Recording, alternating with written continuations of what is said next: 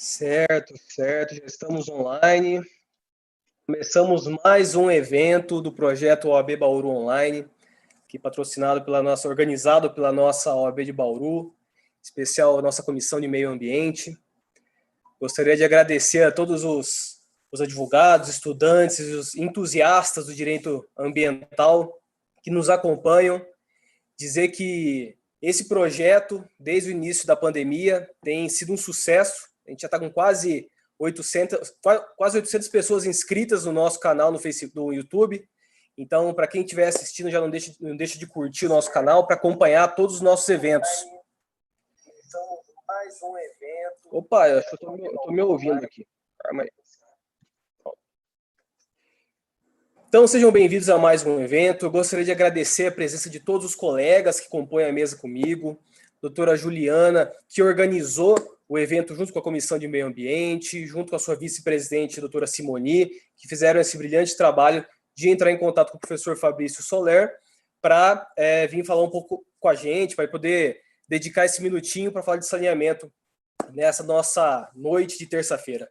Também agradecer a doutora Isabela, que é presidente da Comissão da Jovem Advocacia e é atuante na área do direito ambiental, que veio também para agregar no debate junto sobre o tema. Meus amigos, gostaria de agradecer todos que estão participando aqui, todos que estão assistindo, mandar um grande abraço para a nossa presidente, doutora Márcia Negrisoli, que não pôde comparecer por motivos profissionais, ela está acompanhando uma outra reunião, mas também para o nosso vice-presidente, doutor Adilson Sartorello, nosso tesoureiro, doutor Alisson Caride, e a nossa secretária-geral, doutora Denise Carvalho. Agradecer essa diretoria maravilhosa que oportuniza todos esses trabalhos que a OAB Bauru tem feito. Bom, então, sem estender demais, eu vou passar a palavra para a doutora Simoni, que vai iniciar as palavras da mesa, e gostaria de desejar, desde já, um bom evento. E, professor Fabrício, muito obrigado, em nome da diretoria da OAB Bauru, por estar aqui com a gente hoje. Simoni, fica à vontade, vamos lá. Vamos lá, então. Boa noite, gente. Boa noite, os integrantes aqui da nossa mesa virtual, né? A minha colega da comissão, a Isabela, a nossa presidente, a Juliana, e em especial o nosso palestrante, o Dr. Fabrício Soler, que muito nos honra com a sua presença aqui virtual, doutor, porque a gente, pessoalmente falando, é grande fã do doutor, a gente estuda muito resíduos, e a gente já teve a oportunidade, nós dois, de conversarmos ao telefone, né, para tirar umas dúvidas minhas aqui profissionais, quanto às questões de logística reversa, que eu acho que nós vamos chegar nela hoje também, de novo. Queria agradecer a todos que estão aqui nos acompanhando pelo YouTube, e também a diretoria da OAB, né, que sempre nos apoia e sempre está aqui no nosso de feedback aqui no nosso apoio para poder desenvolver os nossos eventos todos que a gente surge com as nossas ideias, eles estão sempre nos apoiando. Eu agradeço a todos, esperamos que tenham e vamos ter uma excelente palestra, porque o nosso palestrante é uma pessoa realmente entendedora e estudiosa do assunto. E agradeço a oportunidade e vamos seguir agora, então, com a doutora Isabela. Obrigada. Boa noite a todos, boa noite aos meus colegas aqui dessa mesa virtual, aos colegas que estão nos assistindo pelo YouTube. É com muita alegria que nessa noite a gente recebe o Dr. Fabrício aqui com a gente. Para mim é uma grande honra estar aqui, porque ele não sabe, mas eu sou uma admiradora oculta dele. Então, tudo que envolve resíduos eu dou um Google e pesquiso as informações que ele tanto divulga nas redes dele. E eu sei que os conteúdos são seguros, por isso que ele é a minha fonte. Então, eu quero muito agradecer a presença do doutor e também aqui, em nome da Comissão da Jovem Advocacia, agradecê-lo e clamar para que todos pensem aí no futuro do saneamento, no futuro das questões ambientais. Eu, como jovem advogada e como presidenta da comissão, quero levantar essa bandeira aqui para todos os colegas, para que a gente se preocupe sempre com essas questões ambientais e sociais. Então, muito obrigada pela presença e estou animada para essa noite. Um abraço.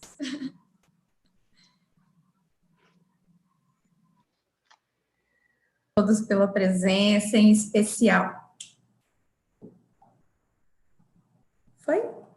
Boa noite, então eu agradeço a todos pela presença, e a diretoria, eu cumprimento os amigos da mesa, e em especial o nosso palestrante.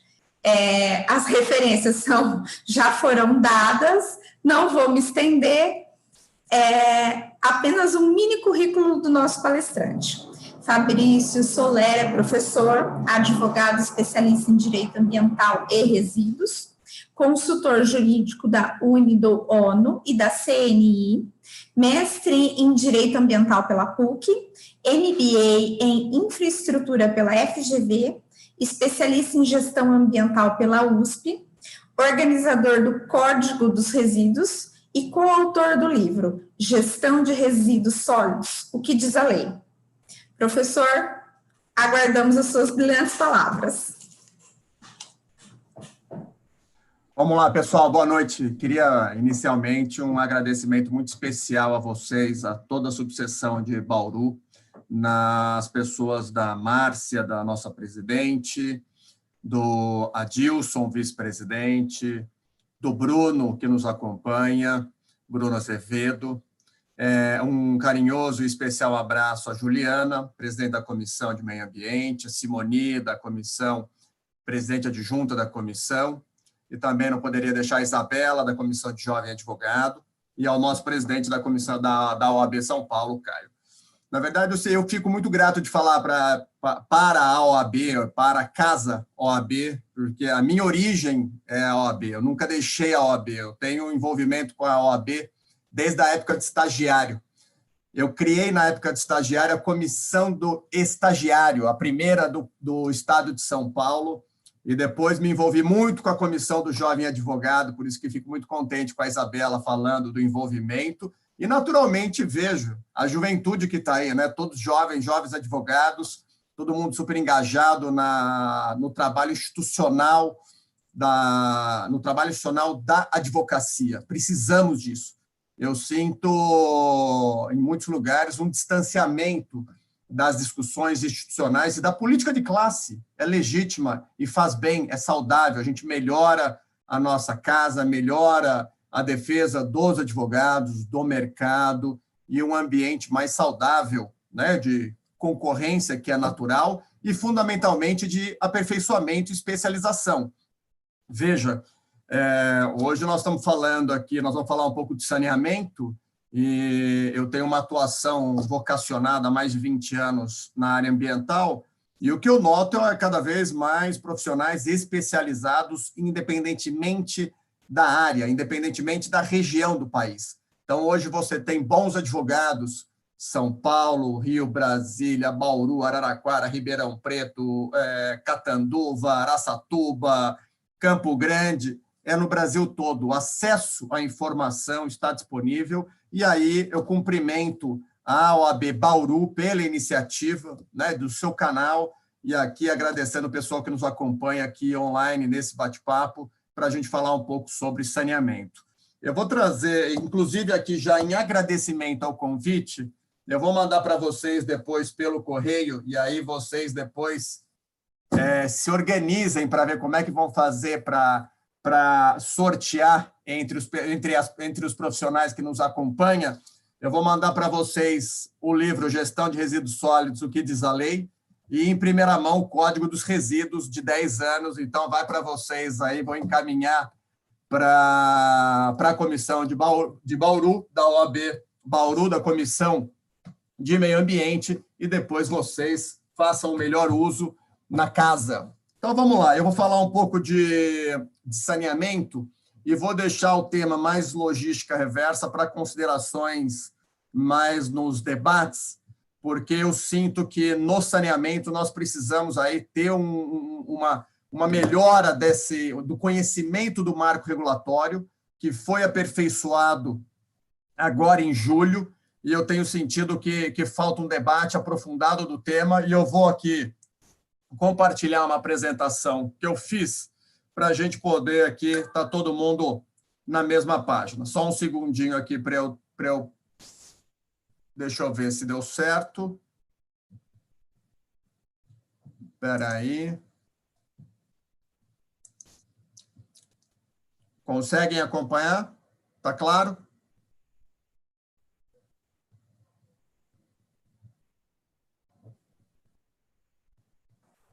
Conseguem ou não? Sim, professor. Fechou. Então vamos lá. Vamos embora.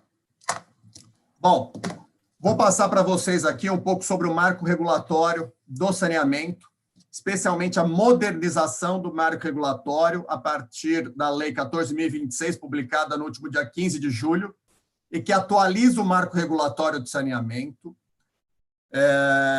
atribui à então Agência Nacional de Águas, agora Agência Nacional de Saneamento, atribuições para editar normas de referência para o setor de saneamento, veda o contrato de programa do serviço público, então, prestigiando a concorrência, né, a licitação nos processos, no âmbito da prestação de serviço público de saneamento, aprimora as condições estruturais do saneamento da Lei 11.445, trata da Política Nacional de Resíduos Sólidos, Estatuto da Metrópole e da Lei 13.529. Vamos dar uma olhada no setor, o que é o saneamento no país hoje, de acordo com os dados do IBGE. Só para a gente ter um pouco da fotografia do quão dramático é o cenário brasileiro. Domicílios que têm serviço de esgoto. Só para vocês terem uma ideia, veja, Sudeste, 76%. Então, nós temos um déficit no Sudeste de aproximadamente 24% de domicílios que não têm o afastamento, a coleta e o afastamento de esgoto. Sudeste. Quando a gente olha para o Norte, nós temos menos de 10% dos domicílios com serviço de esgoto. 7,4% dos domicílios na região norte do país tem serviço de esgoto. 93% não tem. Nordeste, 75% dos domicílios não tem serviço de esgoto. Agora, municípios com tratamento de esgoto, que é a parte de baixo aqui, ó. O Sudeste tem 95% dos municípios com tratamento de esgoto. Já o Norte, apenas 14%, ou seja, 86% dos municípios da região Norte do Brasil não tem tratamento de esgoto. Quando a gente olha o Centro-Oeste, 60% dos municípios do Centro-Oeste não tem tratamento de esgoto. Veja, o cenário é dramático. Eu estou falando tratamento de esgoto, abastecimento, coleta e afastamento. Estou falando de saúde pública, básica, né? Dignidade da pessoa humana. Pressuposto constitucional. Vamos olhar água. Domicílios sem abastecimento de água. Nós temos que, na região Nordeste, 26% da região não tem abastecimento de água. Na região Norte, mais de 50% da região não tem abastecimento de água. Aproximadamente 10 milhões de domicílios brasileiros, 13,9% do país, não tem abastecimento de água. Então, veja, eu não preciso nem adentrar nos números aqui dos municípios sem estação de tratamento de água. O cenário é esse. Olha a fotografia. Né? Dramático. Disposição final de esgoto sem tratamento. É o que é essa parte mais forte, né? Esse laranja mais vivo. Horroroso, né? O cenário no Brasil. Dá uma olhada aqui na região norte, que a situação é dramática. Então, nós temos ainda muito que melhorar no setor de água e esgoto no Brasil. Não à toa. Espera aí. Deixa eu dar uma olhada aqui. Espera aí. Se não me engano, acho que a apresentação não estava legal, né? Espera aí.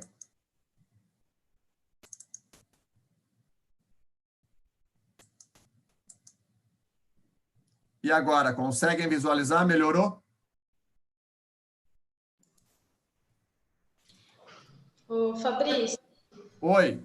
Estava antes de... Agora está com a tela partilhada com o próximo slide, mas você conseguiu mudar agora há pouco tempo. Estava a tela inteira. Estava? Aí, assim.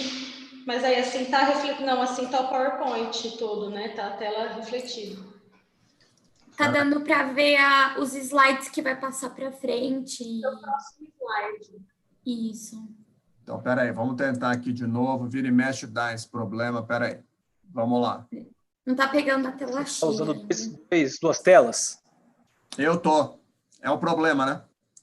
Ele compartilha a sua tela mostrando, né, o próximo slide. E aí a tela acaba ficando pequenininha. O pessoal no YouTube não consegue enxergar bem. Deixa eu ver agora.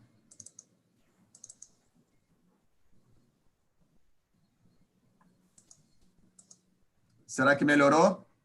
Ou estamos na mesma? Na mesma. Tá aparecendo só você. Eita. Então, peraí. Vou sair de novo.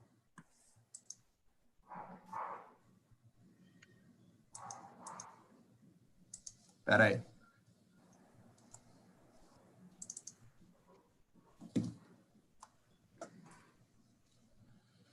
Só um segundinho, pessoal.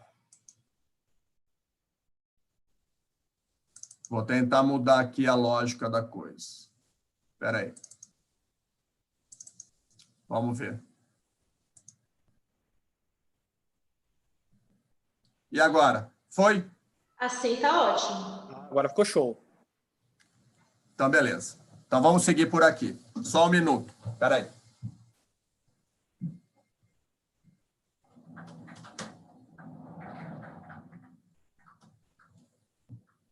Vamos lá. Desculpem.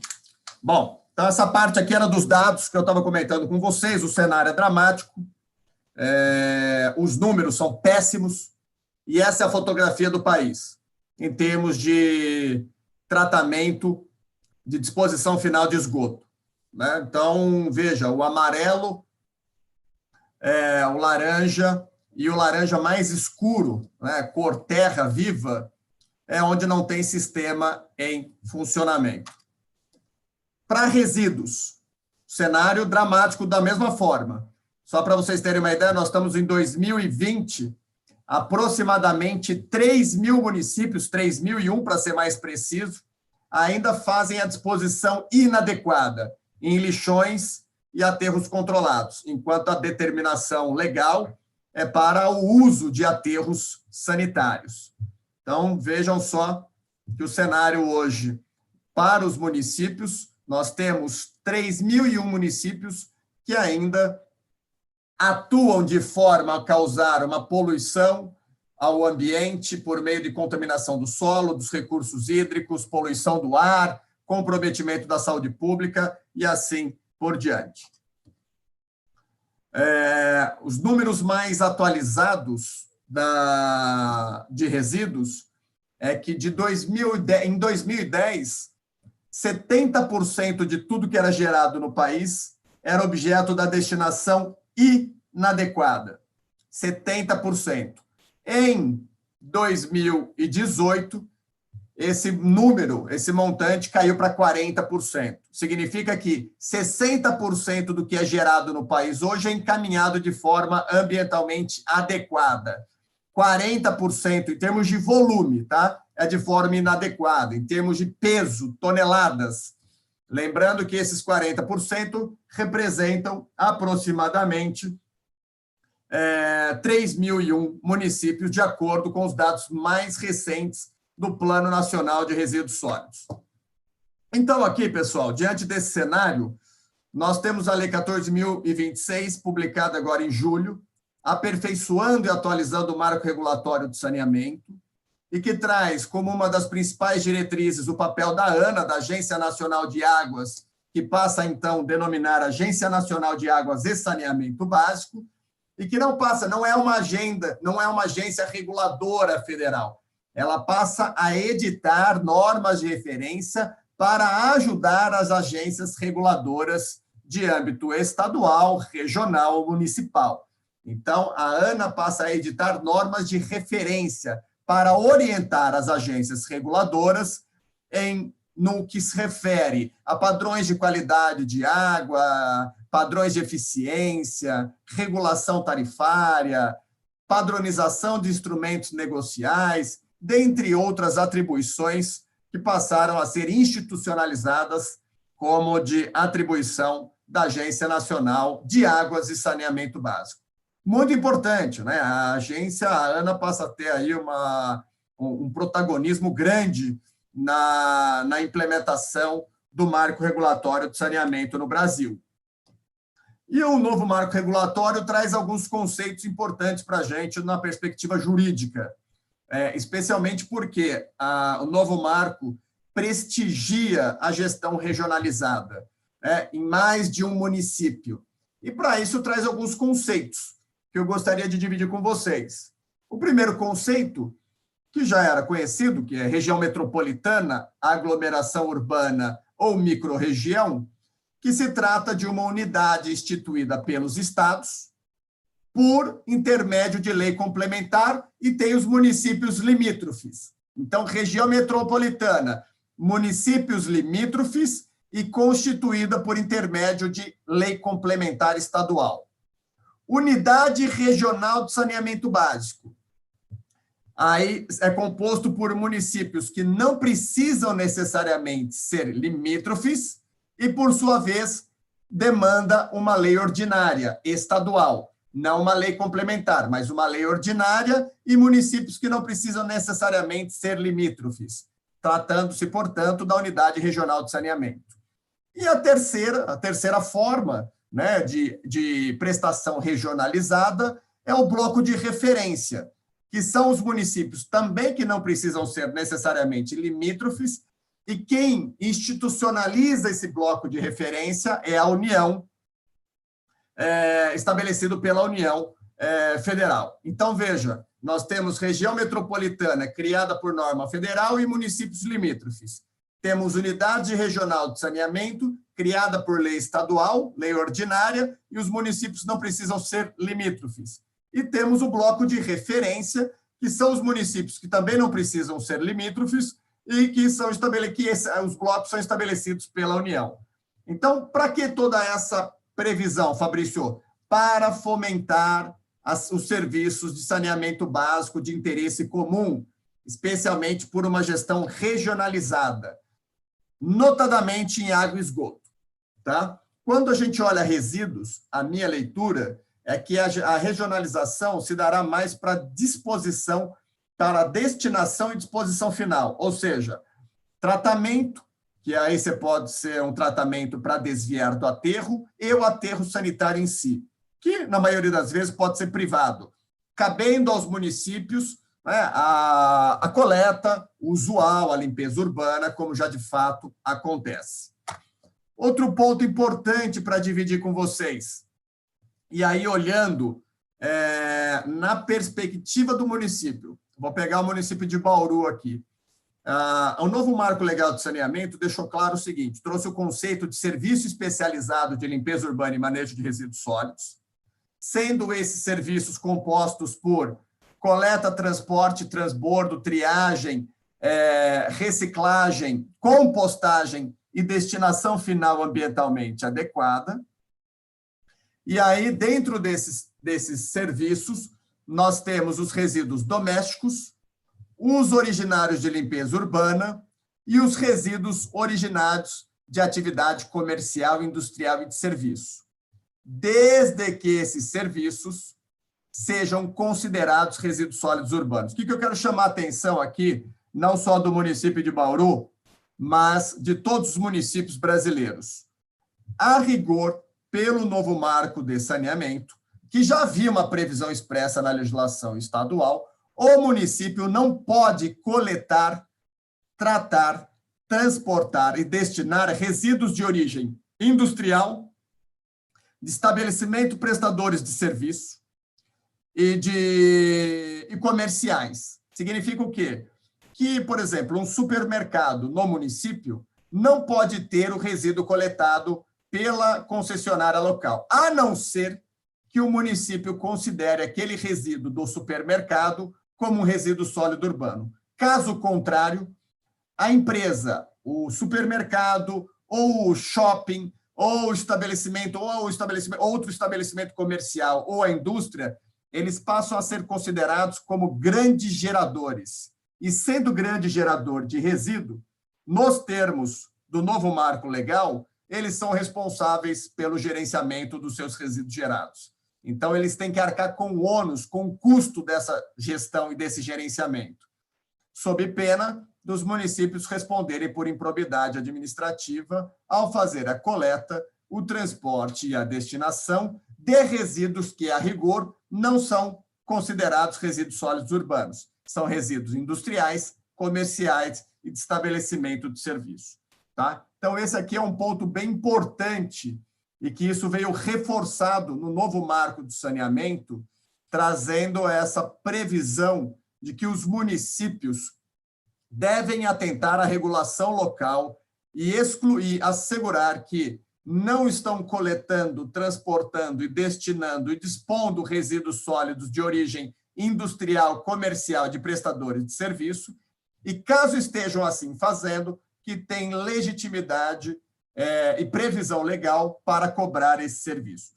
Então, esse é um primeiro ponto que eu queria chamar a atenção de vocês para os municípios de Bauru, para o município de Bauru e região.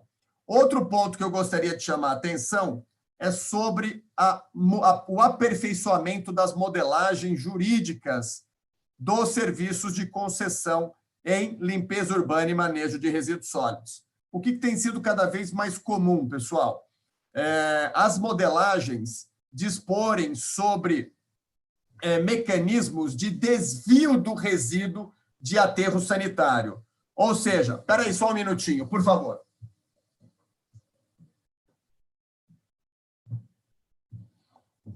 Então, o que tem sido cada vez mais comum? Os municípios, ao concederem o serviço, começarem a estabelecer metas para as concessionárias reduzirem o volume dos resíduos que são encaminhados para aterros sanitários. Como, Fabrício? Bom, compostagem, reciclagem, tratamento energético, dentre outras formas de tratamento e destinação final dos resíduos. Isso é muito importante, porque Bauru, inclusive, é um dos municípios contemplados para ser apoiado pela FEP, pelo BNDES, pela Caixa, na modelagem da concessão dos serviços de manejo de resíduos sólidos. E uma das diretrizes para esses serviços é potencializar o tratamento do resíduo, deixando apenas o encaminhamento de rejeitos a aterro sanitário, sendo rejeito aquele material que não tem tratamento, não tem forma de aproveitamento, não dá para reciclar, compostar, aproveitar, gerar energia por intermédio desses materiais. Inclusive, dividindo com vocês, tem um processo de concessão hoje que está em consulta pública que prevê, por exemplo, num prazo de 3 anos, que a concessionária tem que triar 100% do material recebido no Centro de Gerenciamento de Resíduos Sólidos. Ou seja, chega na área, 100% tem que ser triado para tirar o que é passível de aproveitamento. E num prazo de 10 anos, a meta é que 25% apenas de tudo que é recebido pode ser encaminhado para aterro sanitário. Significa que 75% vai ser aproveitado para geração de energia, na reciclagem, produção de combustível derivado de resíduos, entre outras formas. Então, veja, pessoal, isso tudo, isso eu falei essa semana com o pessoal do Tribunal de Contas, para ver a importância dos advogados da iniciativa privada e dos advogados públicos no processo de colaboração, né, de reflexão sobre as melhores modelagens de concessão e PPP em resíduos sólidos do país. Tá? Esse é um ponto hoje fundamental que a gente tem acompanhado. Eu participo de algumas modelagens, sou consultor da ONU para o tema, e vejo uma crescente demanda por profissionais especializados nessa área. Bom, então nós temos aqui, vamos lá, passamos rapidamente, atribuição da ANA, que acaba ganhando um destaque muito grande para editar normas de referência em serviço de saneamento. Temos, portanto, uma previsão expressa de que os municípios não devem coletar, transportar e destinar os resíduos de origem industrial, comercial e de estabelecimentos prestadores de serviço. Caso assim faça, deve cobrar para tanto. Terceiro, demanda um aperfeiçoamento das modelagens jurídicas no processo de concessão e PPPs dos serviços de manejo de resíduos sólidos, especialmente buscando a potencializar o aproveitamento dos resíduos, minimizando o que é encaminhado para aterro sanitário. E eu chamaria para destaque aqui, talvez, a espinha dorsal do marco regulatório de saneamento, que é a sustentabilidade econômica financeira. O que eu quero dizer com isso, pessoal? O que é a sustentabilidade econômica financeira? O serviço público de saneamento deve ter a sustentabilidade econômica financeira assegurada por meio da cobrança ou por meio da remuneração dos serviços, que é o que acontece, é muito comum em água e esgoto, que significa cobrar pelos serviços de abastecimento de água tratada, coleta e tratamento do esgoto. No entanto, isso é mais incomum para resíduos, ou, pelo menos, é incomum aos olhos, né, da população em geral. E o novo marco legal de saneamento impõe de forma contundente que deve ser assegurada a sustentabilidade econômica financeira por meio da cobrança de taxa ou tarifa ou outro preço público. Inclusive diretamente do usuário, que é o gerador, nós. Então, eu, na qualidade de gerador, né, de usuário do serviço de água, esgoto, resíduo, né, por consequência, tenho a obrigação, né, gero a obrigação de fazer a contrapartida, de pagar, né, ou do prestador de serviço efetuar uma cobrança pelo serviço disponibilizado e prestado de água, esgoto, limpeza urbana e manejo de resíduos sólidos. Esse é o ponto fundamental, pessoal, do serviço de saneamento e do novo marco regulatório hoje previsto. Só para vocês terem uma ideia, hoje, os números são mais ou menos o seguinte: dos 5.570 municípios brasileiros, apenas 1.600, aproximadamente, declaram informações no SNIS, que é o Sistema de Informação em Saneamento administrado pelo Ministério do Desenvolvimento Regional. Então, veja, apenas 1/3 dos municípios declaram a informação no SNIS. Desse 1/3, quase 90% dos municípios cobram pelo serviço de resíduos no IPTU. Eu, particularmente, sou favorável à cobrança de taxa específica ou de tarifa. Na verdade, eu tenho uma predileção pela cobrança da tarifa, modelagens privadas de concessão e PPP, e a cobrança de tarifa diretamente do usuário, como acontece em alguns municípios da região sul do Brasil. Mas, veja, menos de 0,2%, ou menos de 1% dos municípios brasileiros cobram tarifa. A maioria dos municípios cobram pelo serviço de saneamento, por intermédio, especialmente de resíduos, por intermédio do IPTU, do carnê do IPTU. E, na minha opinião, isso deixa distante o usuário. O usuário não sabe que paga pelo serviço de manejo de resíduos sólidos, na maioria das vezes. Por isso que eu sou favorável à cobrança específica. Mas, veja, a gente já paga, tá, pessoal? Não é criar um novo tributo, uma nova cobrança. É simplesmente cobrar de forma apartada um valor que faça frente aos custos do serviço de limpeza urbana e manejo de resíduos sólidos.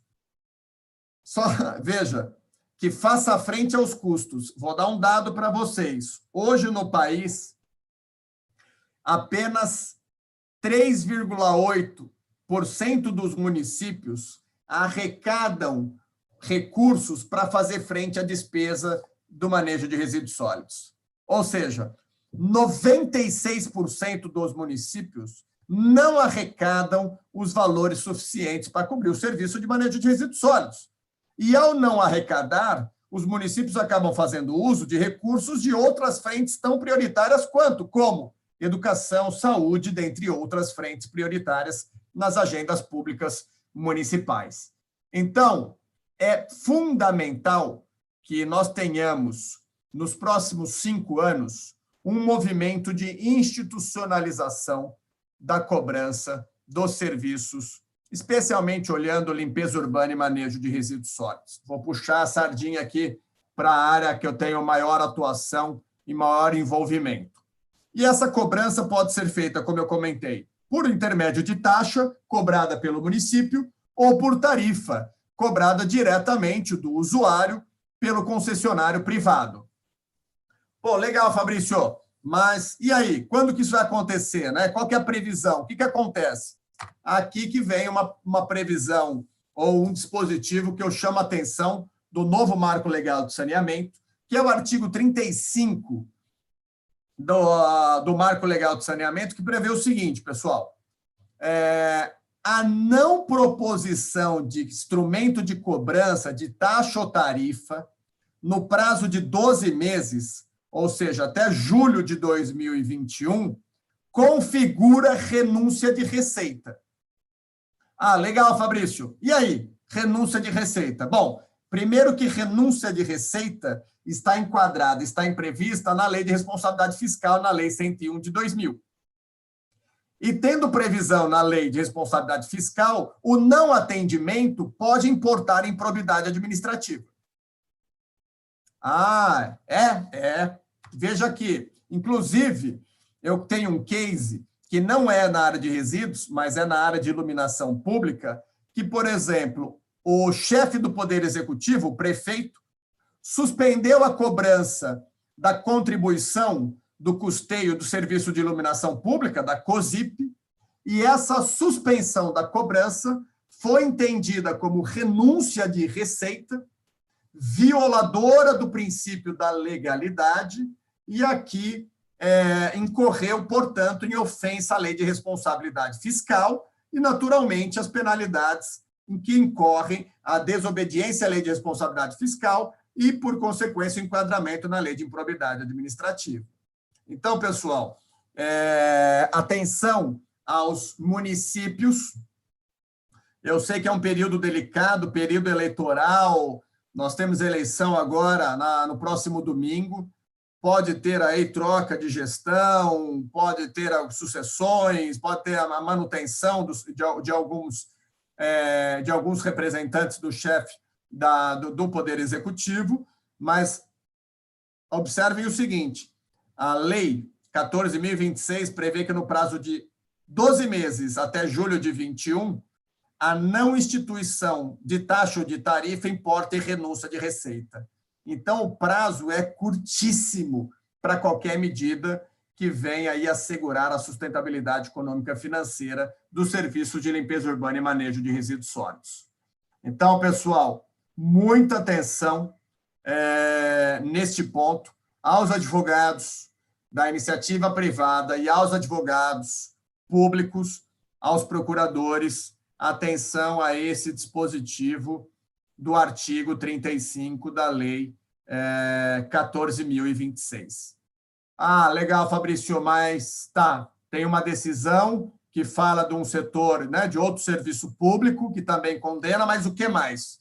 Então, aí, eu trago um complemento para vocês. Os tribunais de contas têm atuado nesse setor, né? Os tribunais de contas dos estados têm atuado cada vez mais em processos fiscalizatórios para assegurar o cumprimento da Política Nacional de Resíduos Sólidos e da Lei de Saneamento.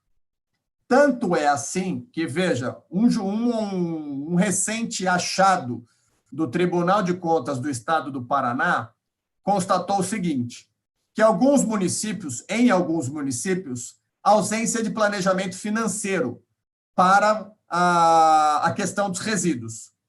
E qual que foi a determinação do Tribunal de Contas? Que os municípios revisassem o sistema de cálculo dos serviços de limpeza urbana e manejo de resíduos sólidos e que passassem a revisar, por exemplo, Plano Municipal de Gestão Integrada de Resíduos, lei de diretrizes orçamentárias, planos plurianuais e entre outros instrumentos de planejamento do município. Qual a finalidade dessa revisão? Né? Dessa revisão dos instrumentos de planejamento? Assegurar a cobrança, né, de taxa ou tarifa para demonstrar a sustentabilidade econômica e financeira do serviço público de saneamento. Então, pessoal, é prioritário que os municípios se organizem para assegurar a sustentabilidade econômica e financeira do serviço de saneamento. Aqui, lógico, com especial destaque para resíduos. Isso não só em razão da previsão do novo marco regulatório do saneamento, ou do aperfeiçoamento ao marco regulatório do saneamento, mas também em virtude dos recentes julgados dos tribunais de contas, e também não poderia deixar de mencionar da atuação do próprio Ministério Público. Os Ministérios Públicos, eles têm uma comissão permanente de meio ambiente e eles aprovaram alguns enunciados em 2018. E bem em linha com o que a gente está tratando aqui nesse nosso bate-papo, eles aprovaram o seguinte enunciado. Prestem atenção. Ministério Público deve exigir que os municípios realizem estudos e diagnósticos a respeito do serviço público de manejo de resíduos sólidos e dos critérios e parâmetros para a cobrança do serviço para assegurar sustentabilidade econômica e financeira. Enunciado 2 de 2018. Outro enunciado do Ministério Público, 03, também de 2018. O Ministério Público deve exigir que os municípios definam quem são os grandes geradores, que é no exemplo que eu dei para vocês. Veja, resíduo da indústria, resíduo de estabelecimento comercial e resíduo de prestador de serviço, ou o município não recolhe, ou o município cobra. Ponto. Tá? E terceiro, enunciado 4, o MP deve zelar para que os municípios sejam ressarcidos caso executem atividades de coleta, transporte e destinação dos resíduos dos grandes geradores, que é exatamente o que eu falei para vocês. Só para vocês terem uma ideia, no município de Guarulhos, por exemplo, o município de Guarulhos, ele ajuizou ações de cobrança em face de shopping center, entre outros estabelecimentos, cobrando retroativamente valores relacionados à coleta, transporte e destinação dos resíduos. Porque, sendo o shopping um grande gerador, deveria este arcar com os custos da coleta, transporte e destinação dos seus resíduos. Só que eu estou falando para vocês é a agenda assim, atual, a agenda de hoje. Então, quem apoia municípios ou quem apoia estabelecimentos comerciais, prestadores de serviço e industriais, atenção a esses dispositivos do novo marco legal do saneamento. Tá? Bom, passado a questão da sustentabilidade econômica financeira, eu ressalto para vocês que o novo marco, que o marco legal do saneamento, prioriza as estruturas de saneamento no âmbito dos processos de licenciamento ambiental. Bom, de que forma, Fabrício? É o seguinte, as unidades de tratamento de esgoto, as unidades de tratamento de água e as instalações relacionadas a resíduos terão ou estarão sujeitas a procedimento específico dos órgãos ambientais estaduais para assegurar prioridade a essas estruturas. O que o poder público quer? Priorizar a saúde pública, ponto.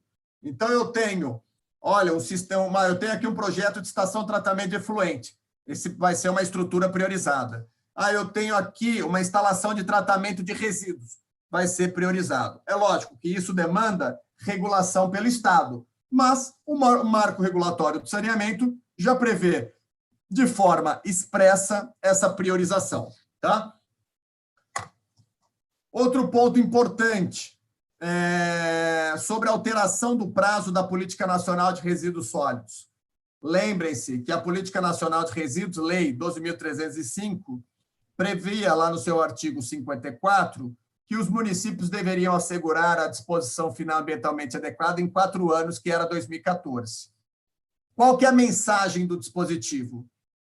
Deve ir para aterro sanitário apenas rejeitos e não os resíduos, que os resíduos devem ser objeto de tratamento, destinação, aproveitamento, reciclagem, compostagem e etc., de forma a encaminhar para aterro sanitário apenas rejeito. E a segunda mensagem do dispositivo é no sentido de eliminar os lixões.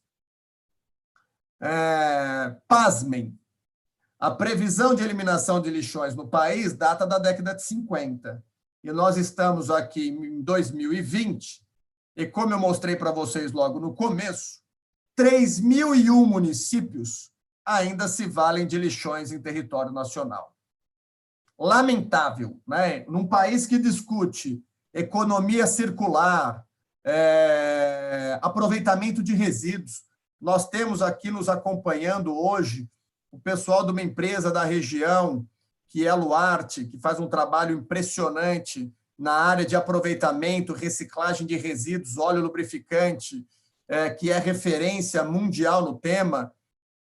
Enquanto a gente tem isso acontecendo, do outro lado, nós temos 3.001 municípios se valendo de disposição inadequada.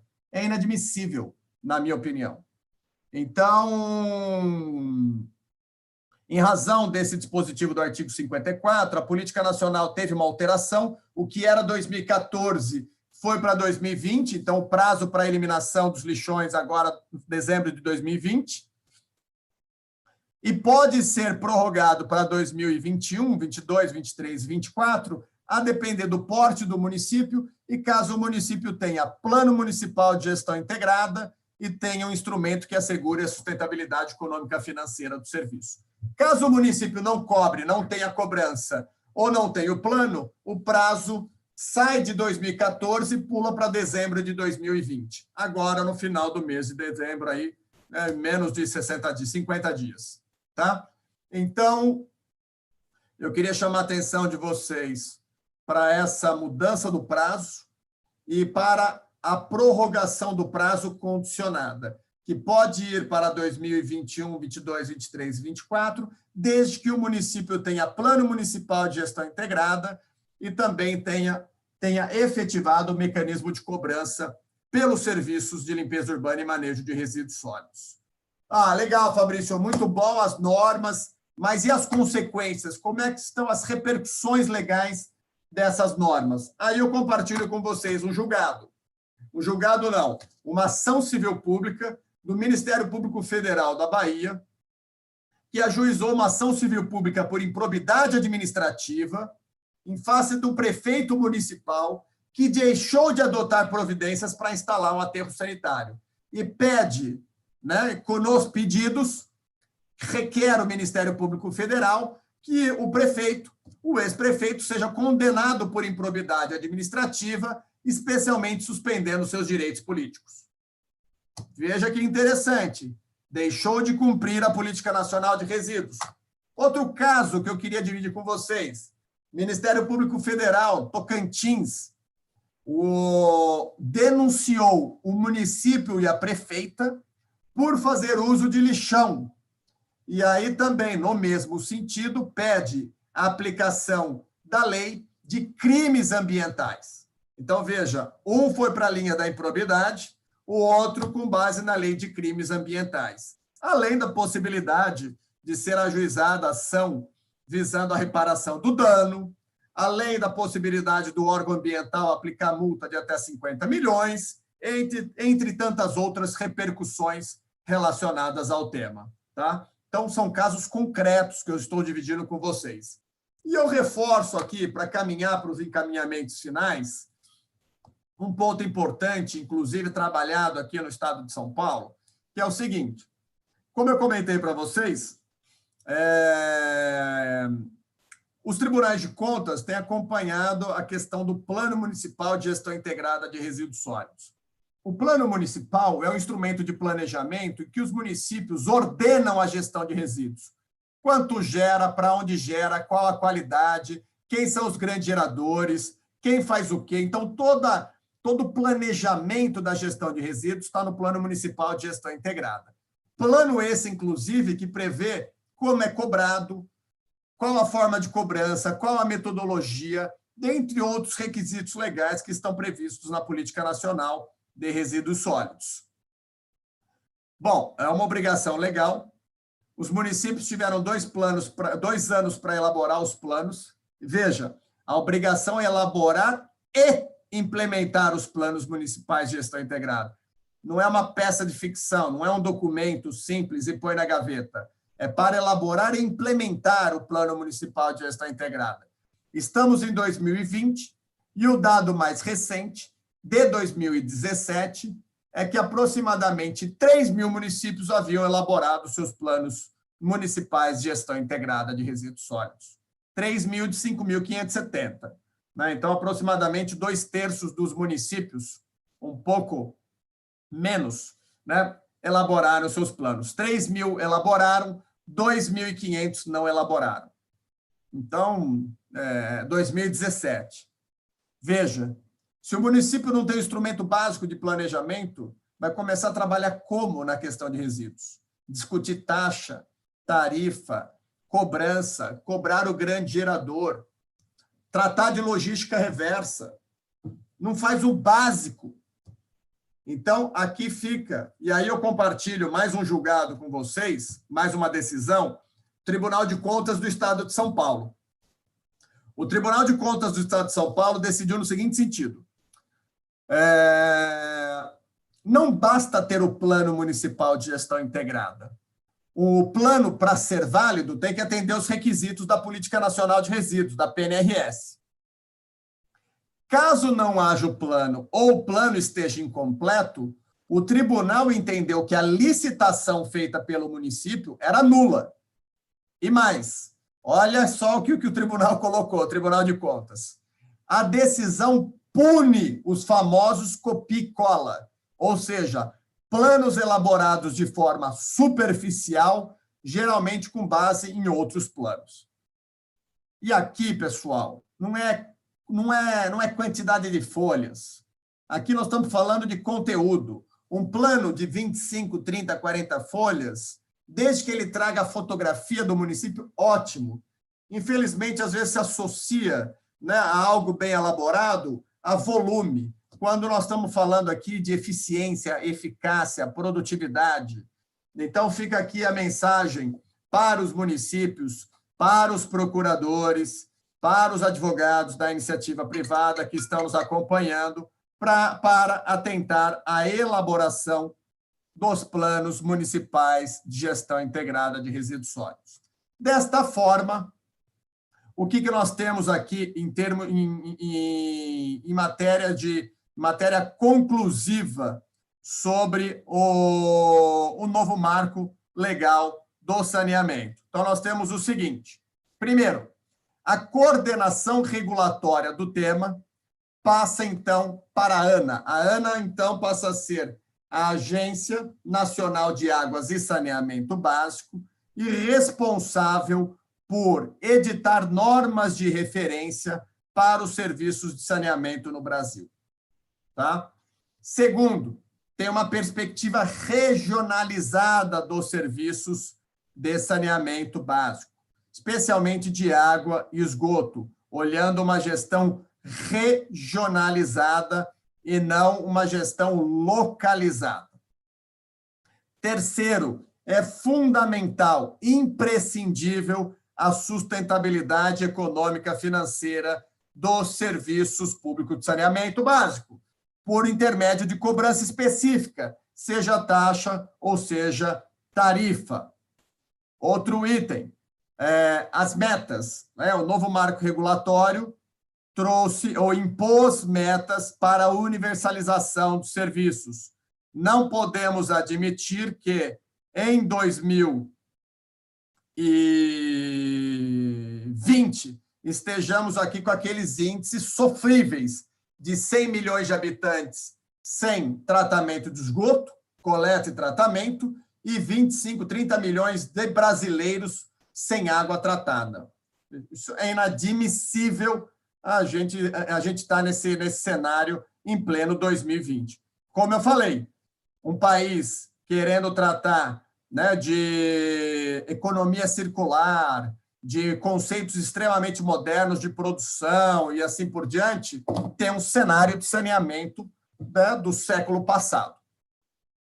O fim dos contratos de programa, estimulando a concorrência, a competitividade e os processos licitatórios. O novo marco racionaliza o licenciamento ambiental das estruturas de saneamento. O prazo para disposição final ambientalmente adequado, esses prazos são reajustados. E tem a criação do Comitê Interministerial de Saneamento Básico.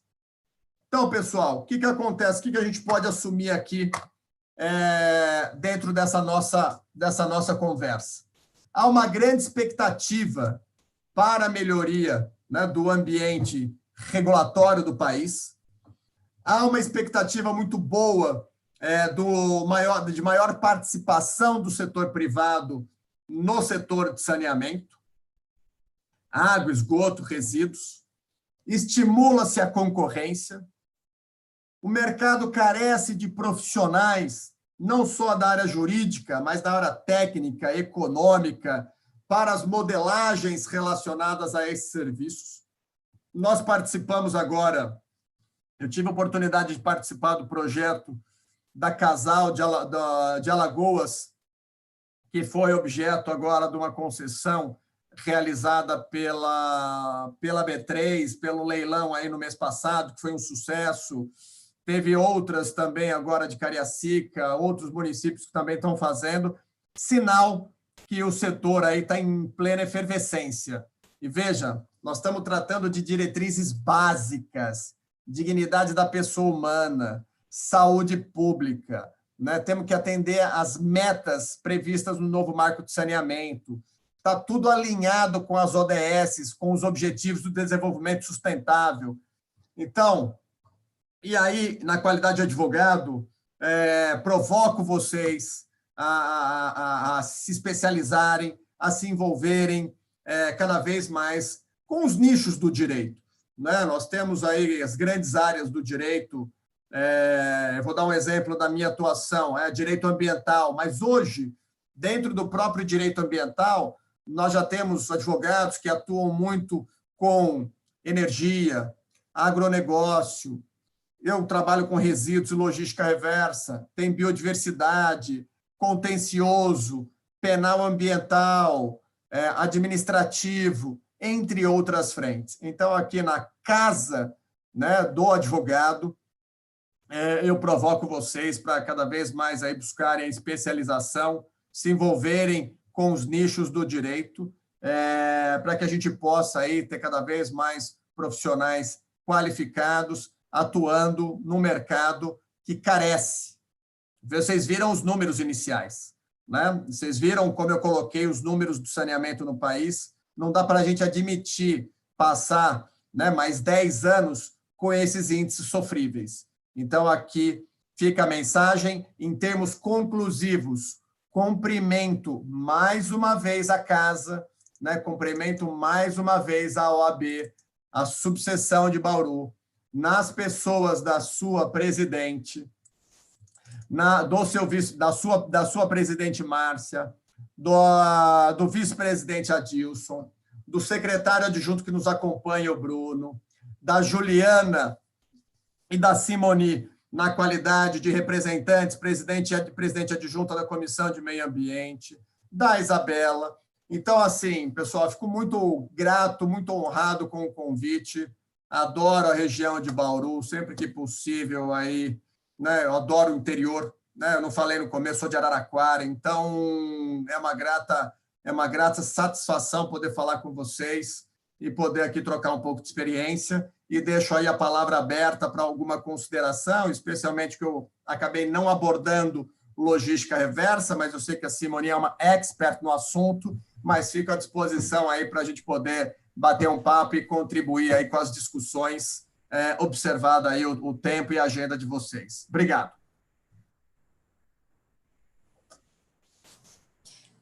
Fabrício, muitíssimo obrigado pelas suas explanações, muito esclarecedoras e efetivas. Em Bauru, nós estamos passando por uma elaboração, uma constituição de uma PPP, então as discussões e audiência pública são bem acirradas. Daí eu tenho uma pergunta por conta das audiências públicas, e eu estou vendo que a procuradora do DAI e ex-secretária de Meio Ambiente da cidade também estão fazendo as mesmas perguntas. Em relação à mensuração das tarifas, como você tem visto, até nesses projetos que você tem participado, como tem sido a implantação? Ela é vinculada à taxa de água, à taxa de lixo? Como tem sido a sua experiência?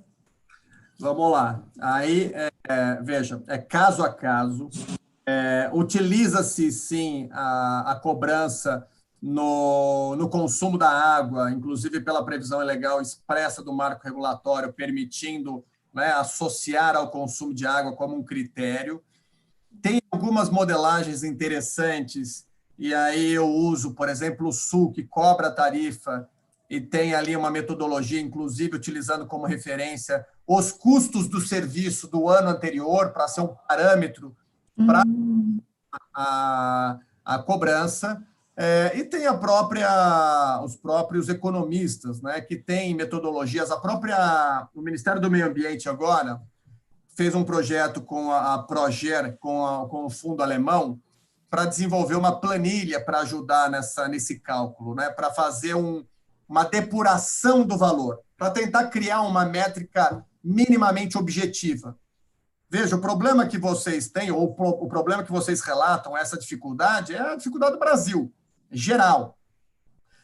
Então, essa da tarifa utilizou o ano anterior como referência, o consumo de água é utilizado em alguns municípios, mas eu acho que sempre tem espaço para melhoria, né? O importante é a modicidade tarifária e assegurar que o usuário, o gerador, seja cobrado, né? Eu acho que, para mim, isso é fundamental. Naturalmente, você vai poder estabelecer por bairro uma cobrança diferenciada. Nós temos que cobrar os desiguais desigualmente, né? Então, tem que ter uma clareza, e eu sou favorável à cobrança da tarifa, tá? Eu, particularmente, entendo que tem que cobrar a tarifa, cobrar direto do usuário.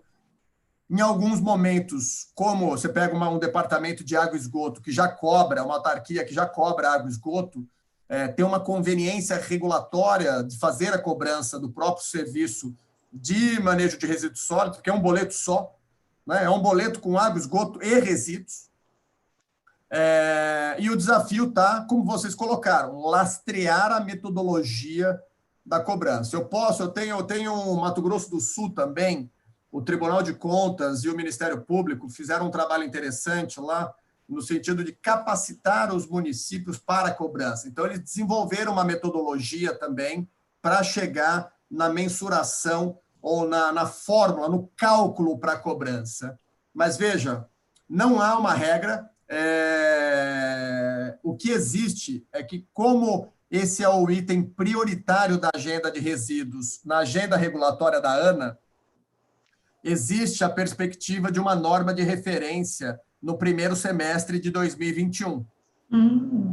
Prazo de julho de 2021, no instrumento de cobrança. Então, é provável que agora, nos próximos 7 meses, seja editada uma norma de referência pela ANA, dispondo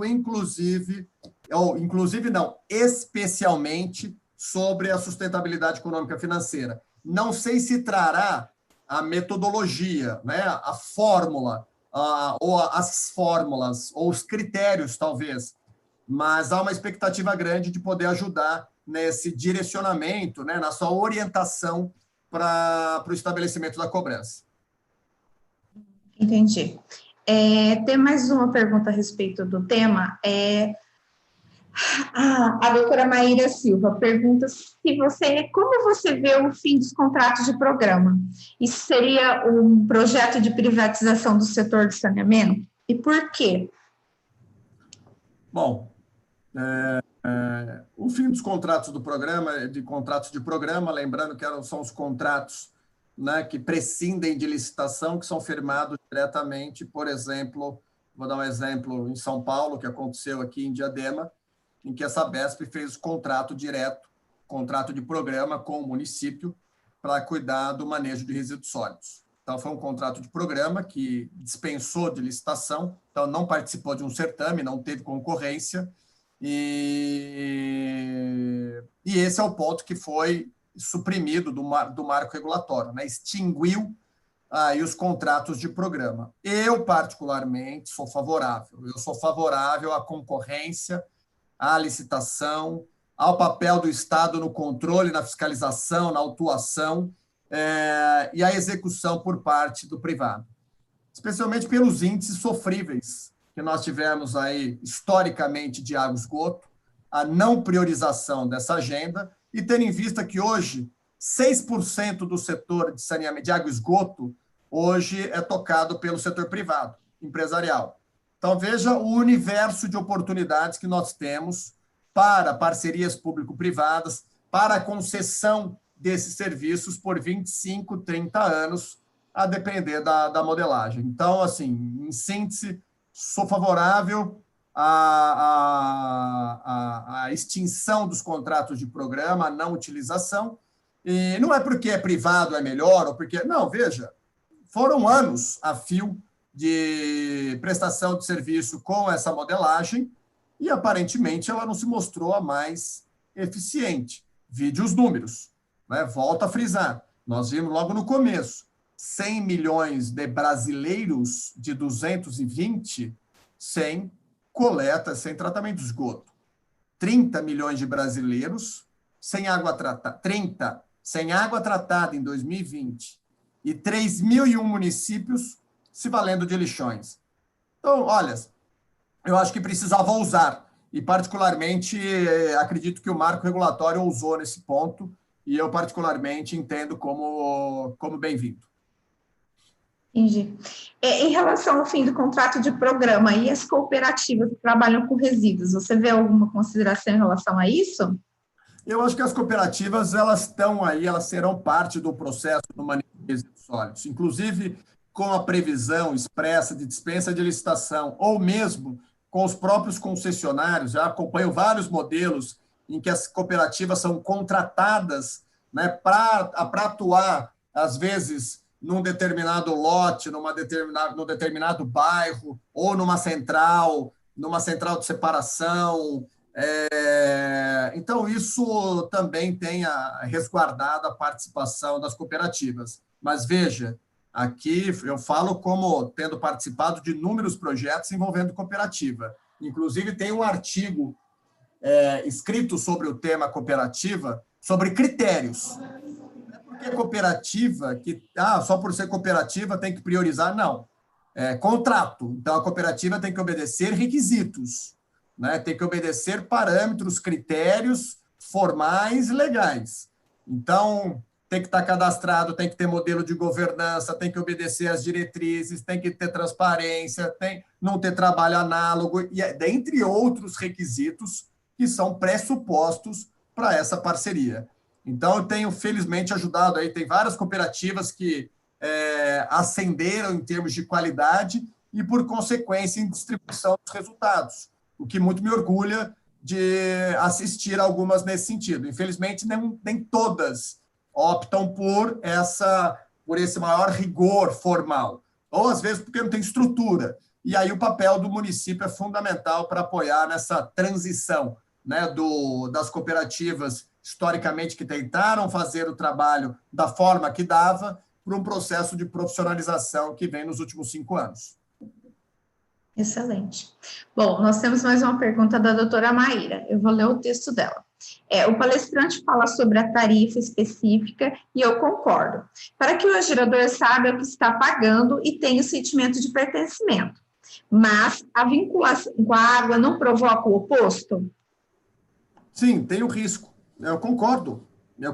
Há uma conveniência operacional em cobrar com a água, sem dúvida alguma. Por outro lado, não tem o efeito pedagógico desejado, né? Que eu, particularmente, por exemplo, sou crítico de São Paulo. São Paulo tinha taxa. São Paulo tinha uma taxa autodeclaratória para todos os usuários, não só o grande gerador, para todos. E, infelizmente, por uma questão eminentemente eleitoreira, política, revogaram, extinguiram a taxa. Então, eu sou favorável da cobrança específica por intermédio da concessionária. No entanto, você tem desafios na execução da cobrança. Quando você já tem um sistema todo organizado, que já cobra, né, água, esgoto, eu falei, tem uma conveniência de cobrar resíduo também. Talvez não tenha o mesmo efeito. Aí é a questão do valor, né, o efeito pedagógico da conta, do tamanho da conta. Que isso, eu particularmente, para mim, é pressuposto. Eu não sei, Bauru, eu tenho dúvida. Já tem a lei do grande gerador em Bauru? Já. Funciona bem? Ainda não. E há outros 500, né? Mas tem. Então, tem. Mas, por exemplo, esse é um ponto importante do município. Efetivar a cobrança do grande gerador. E aí, não é no boleto, veja, online. Hoje você tem ferramentas online, cadastro online, tudo online para cadastramento do grande gerador. São Paulo aumentou assim exponencialmente o número de grandes geradores pelo simples fato de instituir um sistema online para os grandes geradores. Dessa forma, reduziu enormemente, né, a desconformidade e trouxe todo mundo para o sistema. Por consequência, você tem a taxa, que é anual, né, do grande gerador, e você tem o grande gerador fora do sistema, pagando pelo serviço de coleta, transporte e destinação, contratando diretamente os autorizatários cadastrados no município.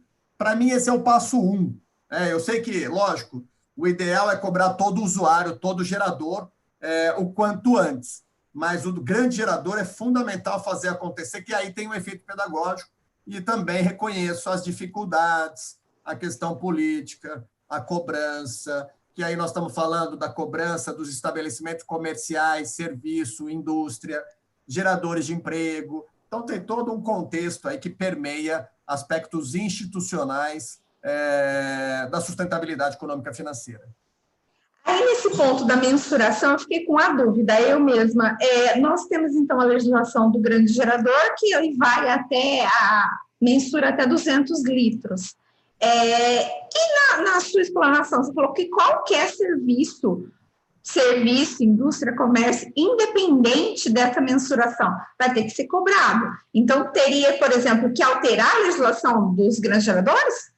A rigor, ou, que é o seguinte, ou ele fala o seguinte, a partir dos 200 litros é grande gerador e com volume inferior a 200 litros é resíduo sólido urbano, então está dentro do sistema.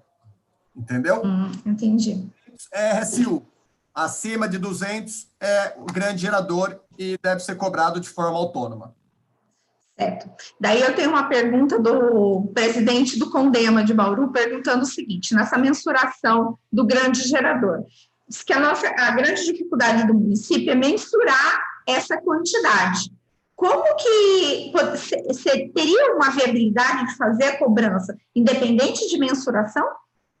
Ou uma outra forma? Na verdade, o que tem funcionado é a autodeclaração. Né? Certo. Realmente você tem acima de 200 litros, então é autodeclaratório. Em decorrência dessa autodeclaração, então você teria que ter, por autodeclaração, 2, um sistema online de cadastramento e 3, fiscalização. Né? Vocês não têm. Eu gosto de compartilhar um exemplo que aconteceu em São Paulo, há uns 8 anos atrás, quando o Kassab era prefeito, oficiaram uma loja do varejo para se cadastrar como grande gerador. Primeira notificação, não atendeu. Segunda notificação, não atendeu. Na terceira notificação, eu não sei se vocês lembram, na época do Kassab, o Kassab botava bloquete na frente dos estabelecimentos comerciais. Eles foram na madrugada, botaram o bloquete de fora a fora na porta do varejo e não abriu. Não abriu. Então, olha o impacto de um dia. Aí tiveram que impetrar mandado de segurança para abrir, não conseguiram no primeiro dia. Você imagina uma loja do varejo 48 horas fechada. Porque estou como grande gerador. Então, os exemplos funcionam. Né? Então, naturalmente, tem um desgaste, faz parte do processo, mas tem um efeito pedagógico que precisa. Né? Nós estamos tratando aqui de uma utility, de um serviço público. Por que paga Por que paga a água? Por que paga a luz? Por que paga o telefone? E por que o lixo é diferente? E veja, quando a gente fala de resíduo, o serviço é eficiente. A rigor, não tem lixo na rua. As cidades são limpas. Mas o problema é que o usuário do serviço, ele não entende toda a complexidade que está envolvida no transporte, na triagem, no transbordo, num aterro sanitário licenciado, ambientalmente controlado, com um tratamento do chorume, com queima de gases. Está longe dele isso. Agora a água está na torneira, né? A luz está no botão, o telefone está aqui. Então, precisa de um processo, né, pedagógico de informação, educação e sensibilização do usuário, que, vale frisar, no período de pandemia melhorou. Ter em vista que todo mundo viu a quantidade de lixo que gera ao ficar em casa, né, e cozinha, e faz isso, e faz aquilo, e gera, e gera, e gera. E o sujeito não está nem, às vezes, nem se toca, que aquilo é pago. Né? E esse é o problema do IPTU. Porque, às vezes, paga, mas não correlaciona volume. Por isso que eu, particularmente, gosto do autodeclaratório, com algumas faixas, né? Faixa industrial, faixa prestador de serviço, estabelecimento comercial e usuário residencial. Cada um com uma faixa declara e vamos funcionar, vamos passar para a cobrança. E o fato do terceiro cobrar, você tem a importância de ter a planta atualizada do município, porque uma vez que você tem um concessionário, por exemplo, ele tem um maior interesse em ter a planta atualizada, quais as residências cadastradas, de fato a geração executada, porque aquilo está relacionado à performance. Então, sempre você tem critérios aí que buscam melhorar a gestão e o gerenciamento. Bom, tem mais uma pergunta no site aqui, da doutora Kate Abreu, ela é professora de ambiental também. O que ela está perguntando? Em relação às críticas que o marco do saneamento sofreu e essa deliberada intenção de privatização. O que você pensa a respeito disso? É legítimo. Eu acho que o processo, tanto que o tema, né, o marco foi objeto de duas medidas provisórias até chegar na lei 14.026, tem os movimentos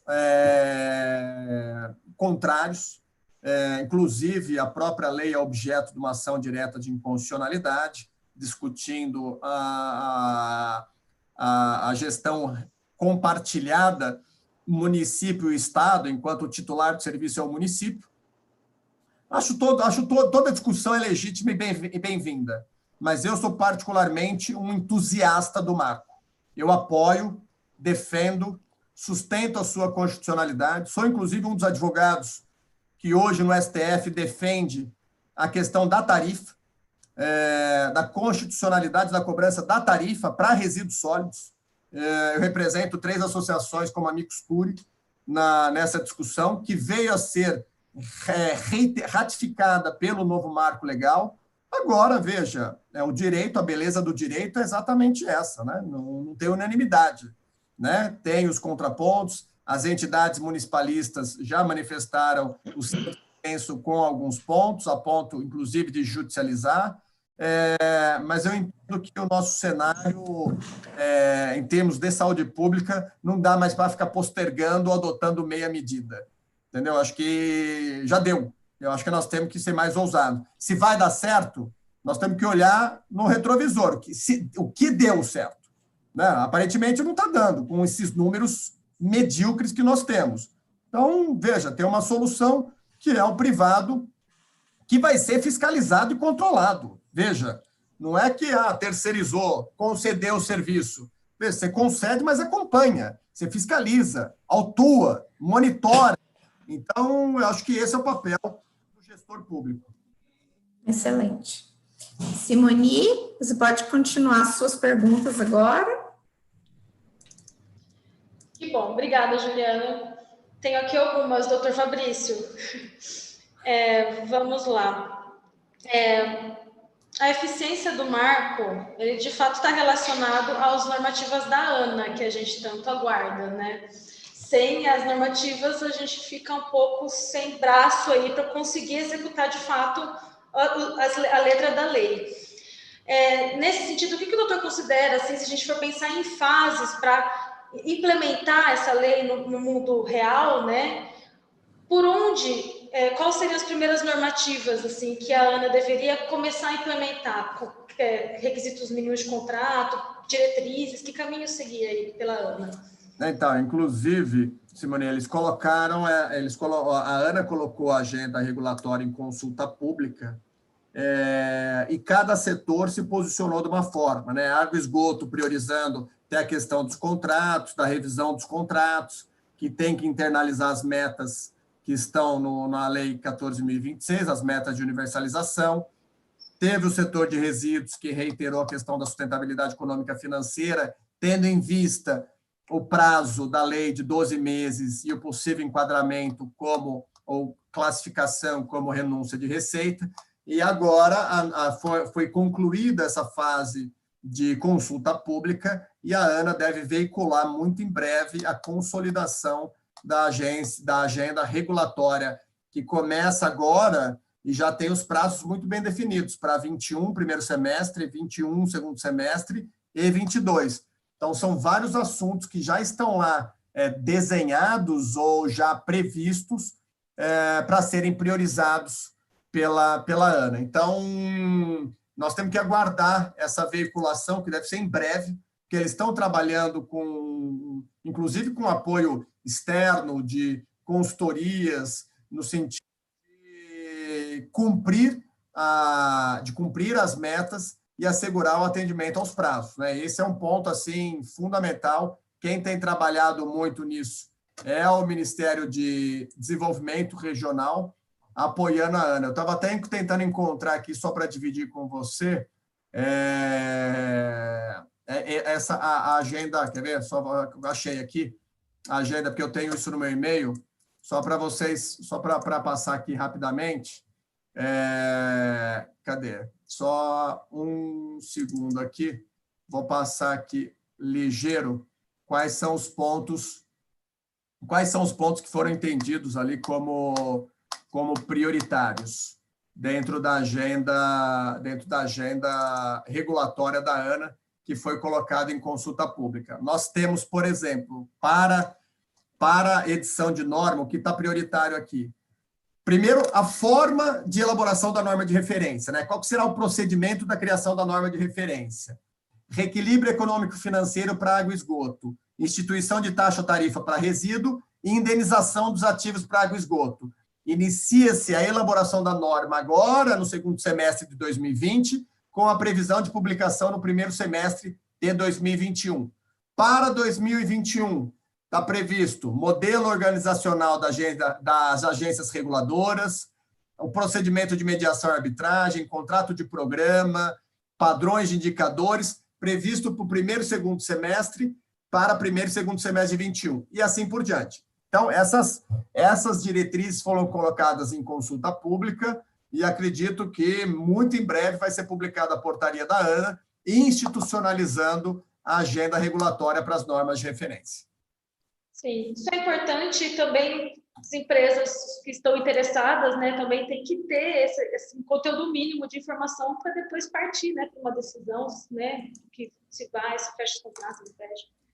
Exato, e o mercado é muito grande, nós temos que olhar,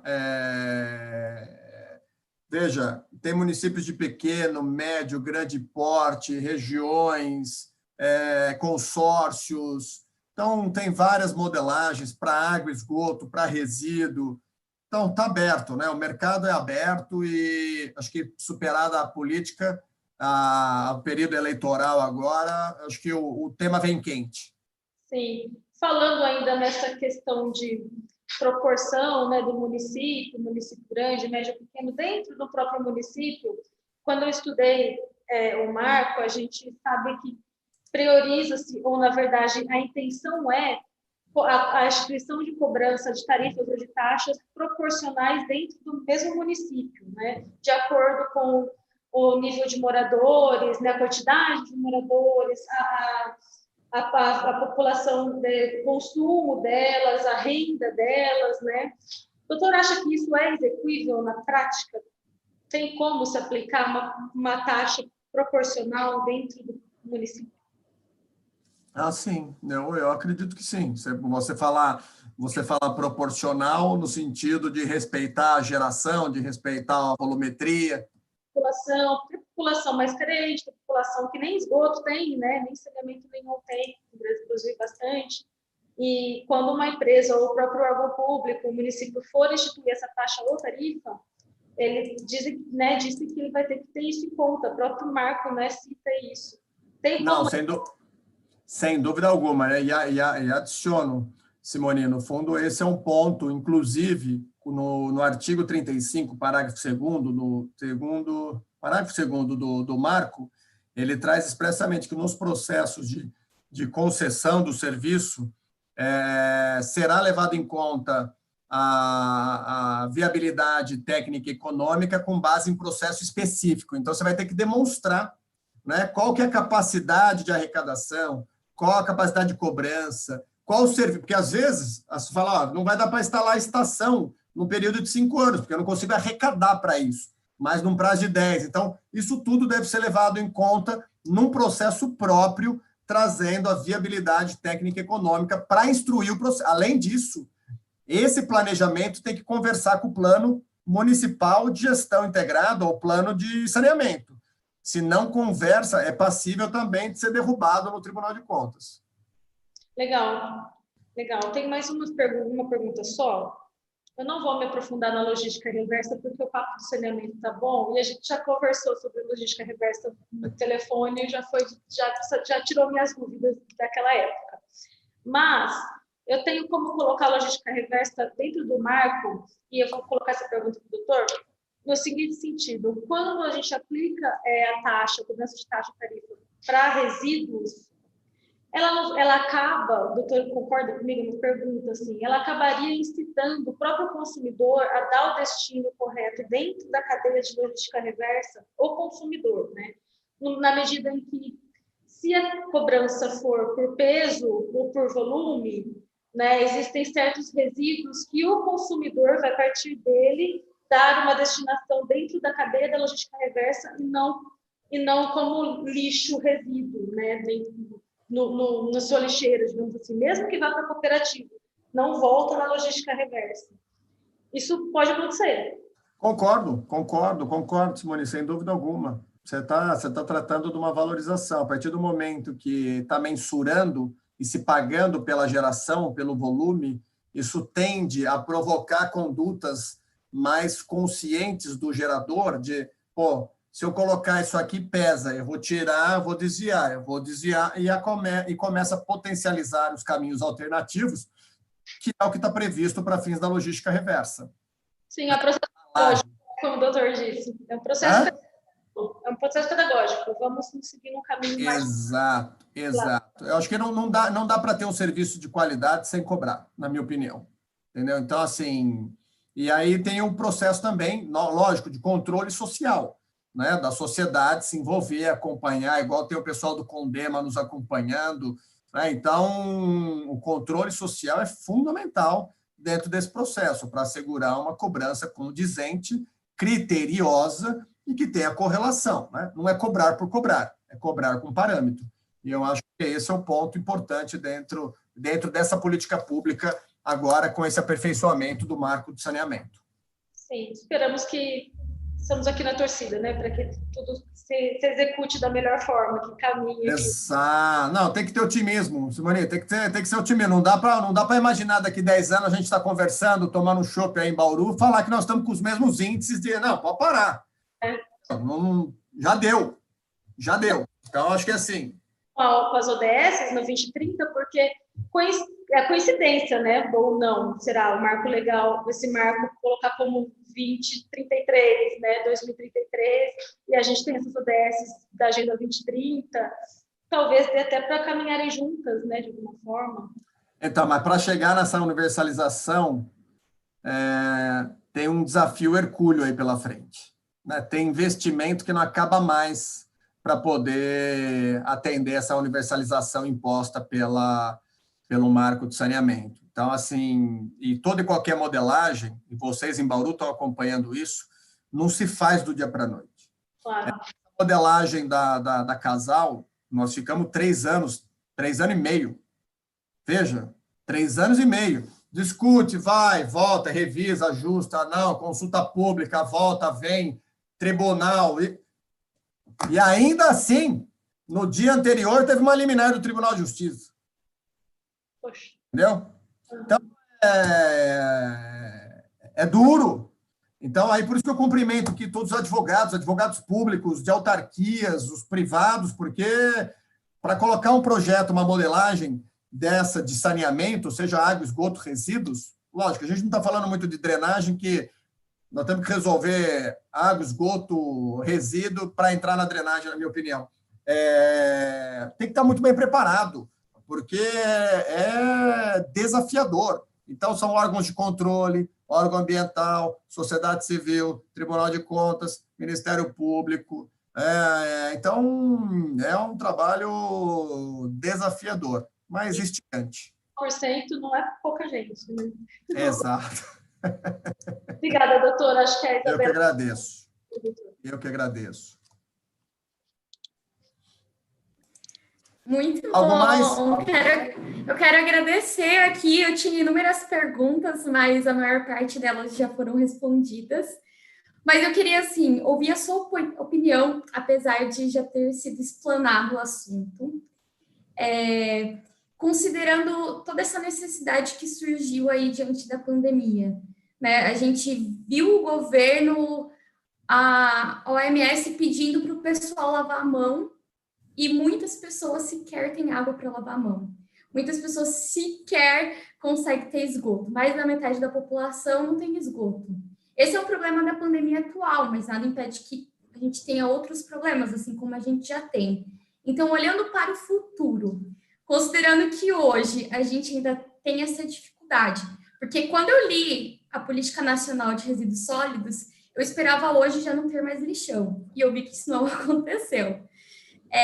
Esse marco do saneamento, quando você acha que vai estar rodando para as empresas privadas poderem atuar aí nesse cenário de licitação? Porque a gente sabe que tem a necessidade de ter esse processo, mas e aí, quando? Quando que eu vou poder atuar? Quando que as empresas vão estar tendo essa possibilidade de atuação para talvez a gente enxergar um futuro melhor aí para essa questão?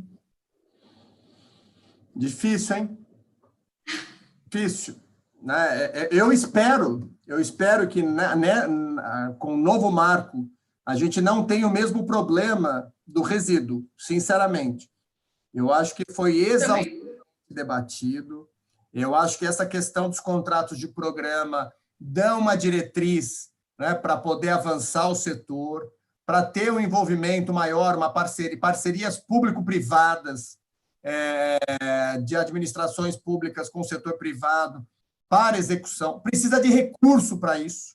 As prefeituras, as administrações públicas vêm da pandemia e aí capengando a maioria delas, né, com a queda de arrecadação, diminuição do volume de negócios, ao aperto da própria sociedade, né, tendo, infelizmente, com desemprego, entre outros efeitos indesejáveis. Então, a iniciativa privada vem a somar para buscar cumprir, de fato, nesse prazo que nós temos de 13 anos, as metas da universalização. Sinceramente, eu espero desta vez.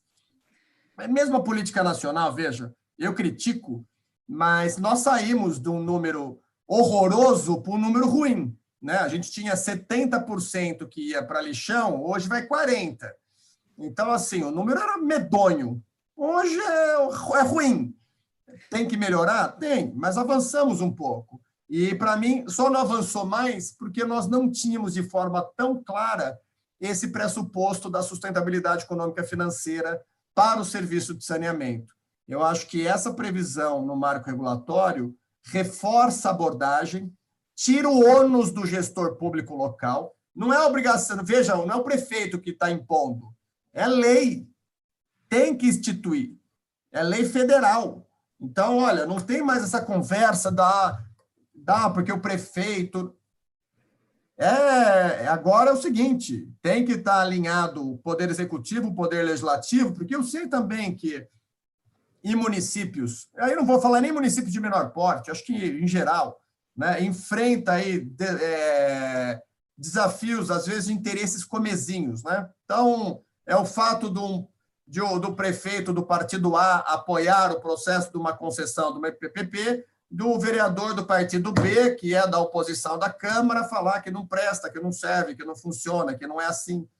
Então, assim, falta um pouco de maturidade institucional e visão de longo prazo, que isso é para toda a gestão pública.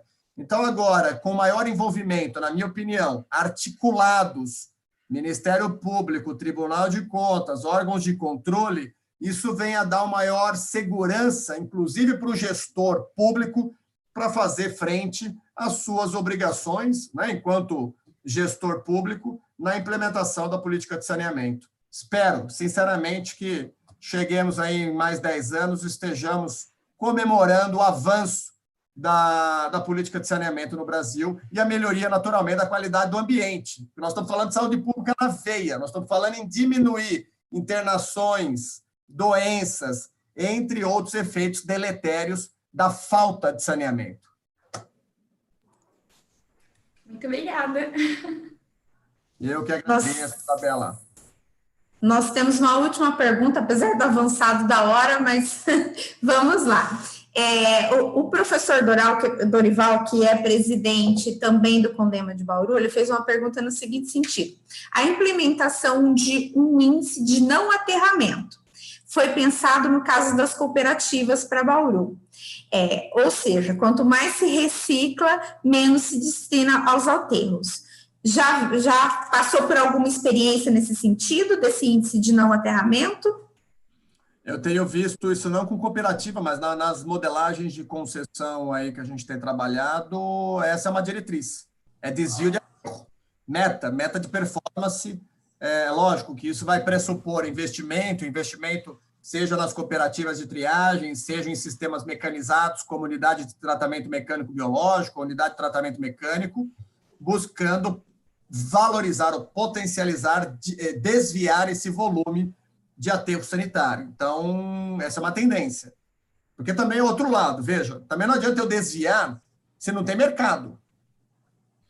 Então, nós temos que, por isso que é um estudo de viabilidade técnica e econômica. Eu vou gerar muito composto. Tem mercado para composto? Veja, só tem mercado para tal. Vai gerar biogás. Tem mercado para biogás? Não tem marco regulatório. Então, eu estou acompanhando uma modelagem que prestigia o biogás, mas não tem o marco regulatório do biogás. Então, é um risco para o empreendedor. Pode ser uma receita acessória. Aí você tem o CDR, que é o combustível derivado de resíduos, onde se há uma grande aposta, né, para aproveitamento daquele material que, ao invés de ser aterrado, pode virar o CDR, né, um combustível que substitui o coque de petróleo, por exemplo, em cimenteira, que inclusive foi regulamentado esse ano em São Paulo. Então, essa é uma das formas de desviar o volume de aterro, mas, naturalmente, tem que encontrar um equilíbrio da tecnologia versus a viabilidade técnica e econômica. Certo.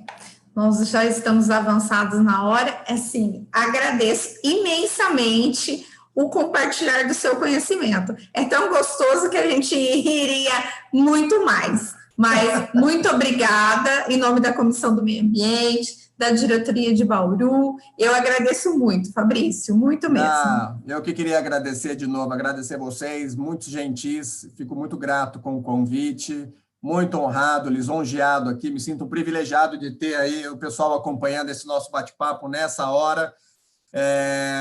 Pessoal em casa, filho, jantando e ouvindo falar de água, esgoto e lixo. Né? Você fala, o pessoal não está bem da cabeça, né? Não é possível, o pessoal não está... Então, assim, muito, muito legal, muito agradável, vocês aí, muito queridos, e fica o convite, né? Quem passar em São Paulo, eu vou mandar para vocês, não esqueça, amanhã eu despacho isso aqui, depois você me manda o endereço, já vou deixar isso aqui separado, despacho amanhã. Desejo a todos aí uma ótima noite, que a gente passe logo essa pandemia de uma vez e que a gente restabeleça o bendito novo normal, o que o venha pela frente. Fiquem com Deus aí, obrigado e um beijo, um abraço. Tchau, tchau. Muito obrigado.